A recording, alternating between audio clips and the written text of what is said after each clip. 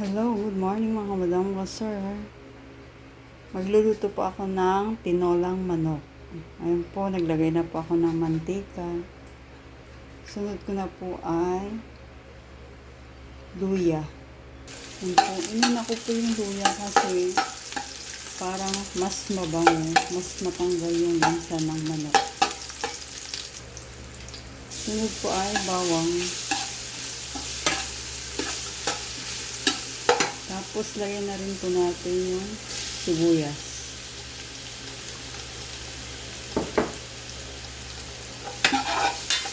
Magawa lang po. Kapag medyo brown na yung bawang, sibuyas, tsaka luya, lagay na rin po natin yung manok. Yan, nilagay ko na po yung manok. Gisa-gisa lang po natin para matanggal yung lansa.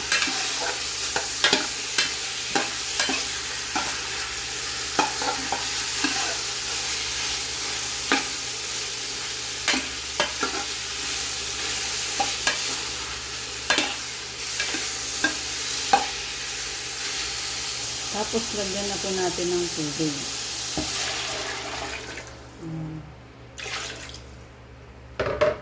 Tama lang kasi mas masarap pag yung tama lang na tubig na malinamnam.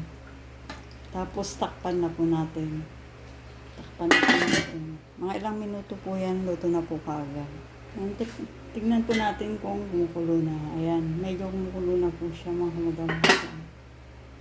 Lagyan na po natin ng pamintang buo. Tapos, pamintang durog. Tapos, halu-haluin lang. Lagyan na rin po natin ng asin.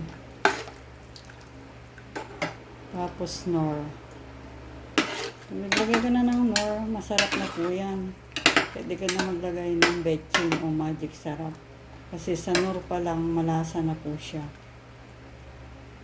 Kulong-kulo na po siya mga walang gusto. Lagyan na rin po natin yung papaya. Tapos, takpan na natin.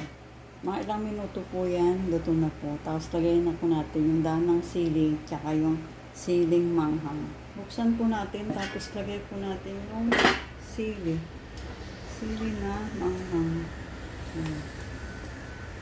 Ganyan po kalalaki ang sili dito.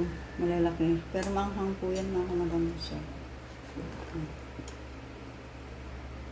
Ayan, luto na po siya mga kamagamsa.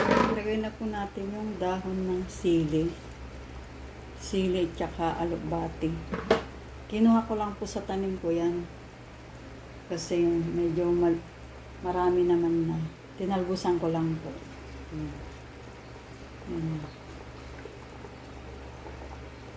Ayan, luto na po mga kamadam sir. Ang tinolang manok ni Madam Ilocana. Yummy! Bye! Thank you for watching. I love you all. Tinolang manok ni Madam Ilocana.